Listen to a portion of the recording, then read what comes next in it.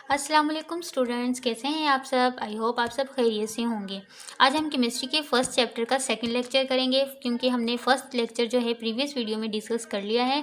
अगर आपको मेरा वो लेक्चर समझना है तो मेरी प्रीवियस वीडियो पे जाइएगा और वहाँ से समझ लीजिएगा।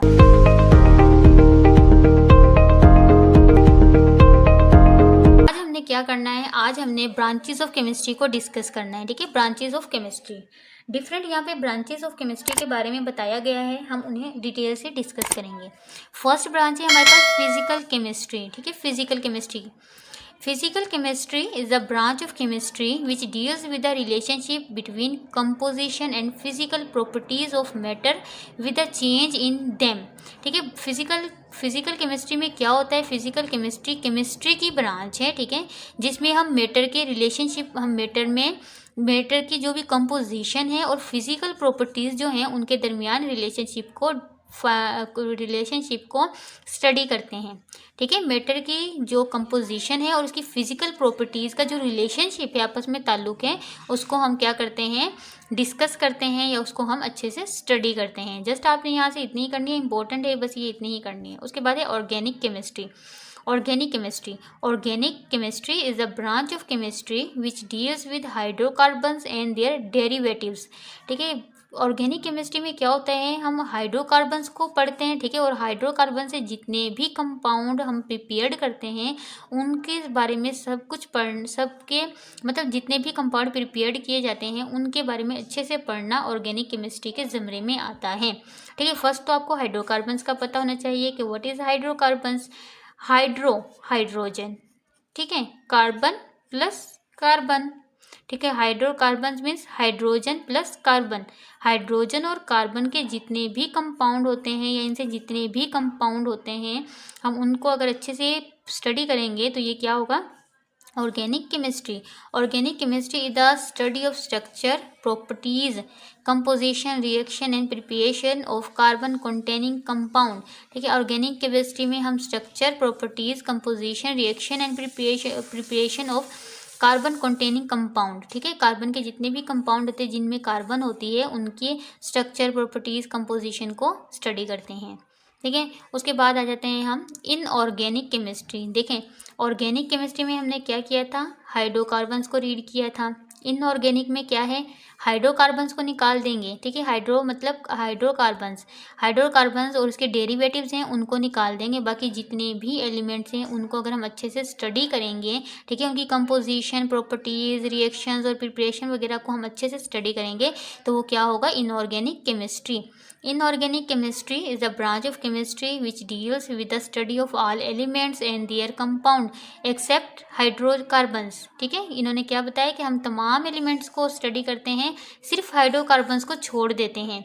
ठीक है, और these compound are generally obtained from non living organisms. और जो इनऑर्गेनिक केमिस्ट्री में है, जितने भी कंपाउंड या एलिमेंट्स हासिल किए जाते हैं वो नॉन लिविंग ऑर्गेनिज्म से प्रोड्यूस होते हैं। ठीक है, it is applicable in all areas of chemical industries such as glass, cement, chemic and metallurgy. ठीक है, उसके बाद बारी आती है बायोकेमिस्ट्री। नाम से ही जाहिर हो रहा है, बायो मीन्स क्या होता है, लाइफ।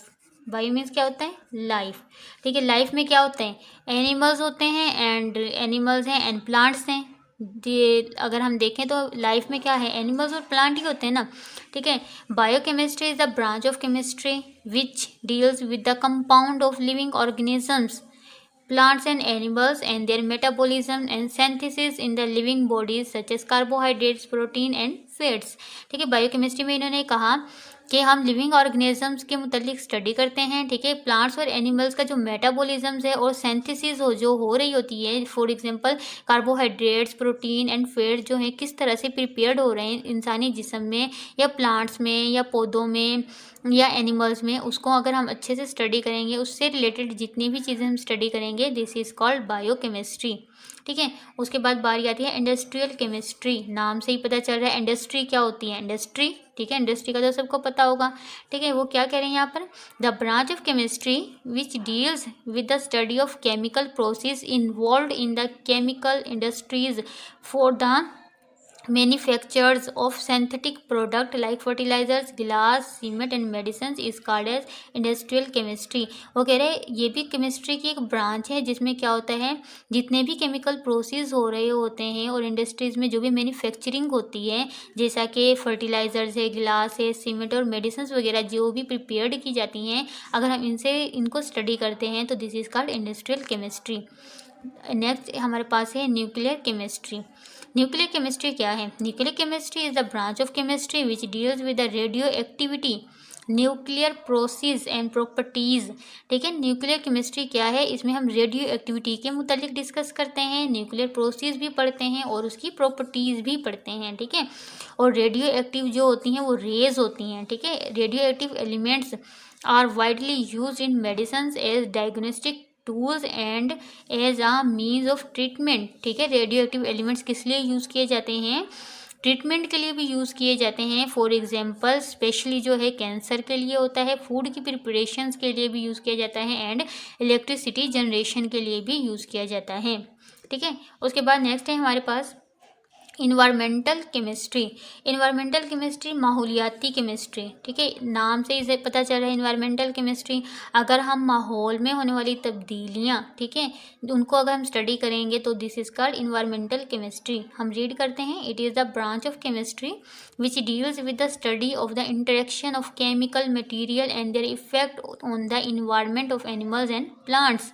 ठीक है, वो क्या करें, केमिस्ट्री की ये ब्रांच जिसमें केमिकल मटेरियल और केमिकल मटेरियल का जो इफ़ेक्ट इन्वायरमेंट पे हो रहा है और इसमें रहने वाले इन्वायरमेंट में रहने वाले प्लांट्स और एनिमल्स पे जो अमल हो रहा है या जो इफ़ेक्ट हो रहा है उसको स्टडी करना क्या कहलाता है? Environmental chemistry.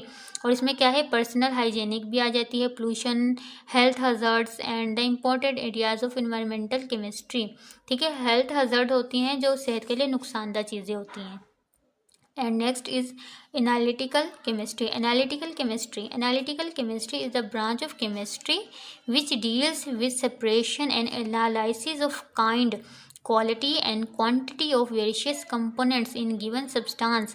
ठीक है, कोई भी अगर आपको सब्सटेंस दिया जाता है, अगर आप उसमें मतलब उसकी काइंड के मुतालिक पढ़ते हैं कि ये जो सब्सटेंस है हमें दिया गया है उसकी क्या काइंड है या वो किस किस्म का है या उसकी क्वालिटी क्या है, मीन्स सॉलिड है, लिक्विड है, क्या क्वालिटी है, एंड क्वांटिटी और कितनी ज़्यादा मकदार में है, मतलब थोड़ा है या ज़्यादा है, ठीक है, किस मकदार में है, एंड सेपरेशन और उसको किस तरह से अलग किया जा सकता है। ठीक है, अगर हम कोई भी सब्सटेंस आपको दिया गया है उसकी किस्म वो किस किस्म का है, उसकी क्या क्वालिटी है और क्या कितनी क्वांटिटी है और उसको किस तरह से सेपरेट किया जा सकता है, सेपरेट अलग किया जा सकता है, अगर हम उसको स्टडी करते हैं this is called analytical chemistry. और ये it is use in chromatography और ये ज़्यादातर क्रोमेटोग्राफी में यूज़ होती है, इलेक्ट्रोफोरेसिस में एंड स्पेक्ट्रोस्कोपी में। ठीक है, उसके बाद है मेडिसिनल केमिस्ट्री। नाम से ही जाहिर हो रही मेडिसिनल केमिस्ट्री मेडिसिन से रिलेटेड होगी। ठीक है, medicinal chemistry the branch of chemistry which deals with synthetic organic chemistry, pharmacology and various biological specialities.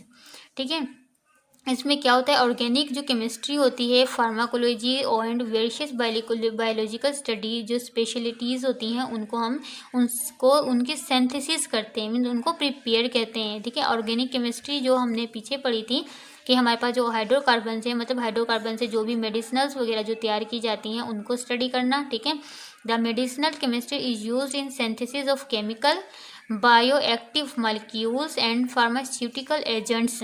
ठीक है, मेडिसिनल केमिस्ट्री जो होती है वो केमिकल्स की प्रिपरेशंस के लिए यूज़ होती है, बायोएक्टिव मॉलिक्यूल्स को प्रिपेयर किया जाता है एंड फार्मास्यूटिकल एजेंट को।